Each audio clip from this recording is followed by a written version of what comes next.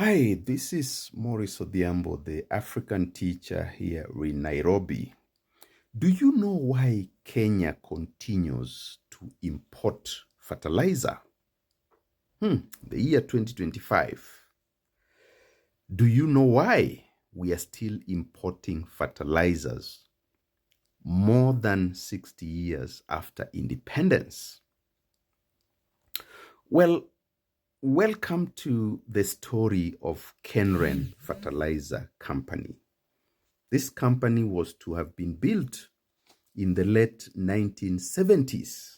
And in fact, the process of building the company itself had already commenced. And Kenren Fertilizer Company was supposed to produce fertilizer, not just for the Kenyan market, for Kenyan farmers, but also for export, so that the country would be able to earn foreign currency. Now, initially, the governments of Australia and Belgium had actually guaranteed the project, and Kenya had paid them 3.9 billion.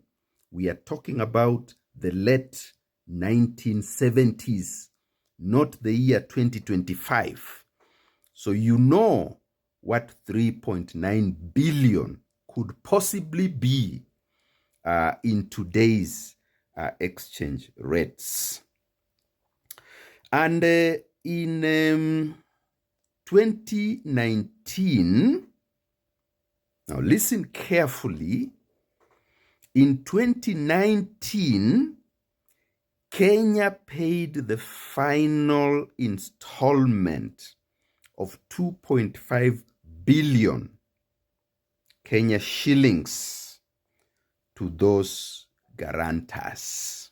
In other words, we spent more than 6 billion Kenya shillings to pay for a non-existent project.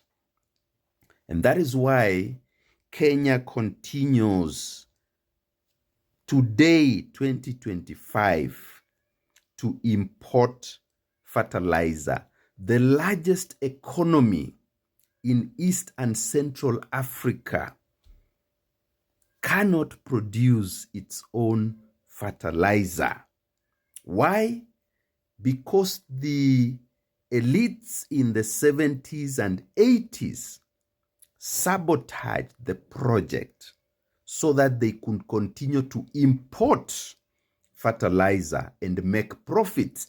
I have just been comparing the Kenyan elite to the Ethiopian elite.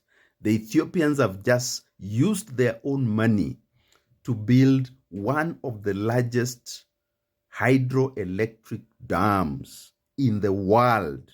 Their own money. In Kenya, you cannot have any project funded by local resources. Every project is an opportunity to steal. Every project is an opportunity to loot. Every project is an opportunity to make money, to accumulate privately and continue to make Kenyans poor. That is why the Ethiopian elite can use billions of their own money. Closer home, Magufuli, the former president of Tanzania, used billions to construct projects of Tanzania money. But that cannot happen in Kenya because your ruling elites have to continue to loot the economy. That is what they do. They loot, they steal, and when you protest, you are killed. Because Kenya has to continue to serve the interests of the minority and make the majority continue to be poor.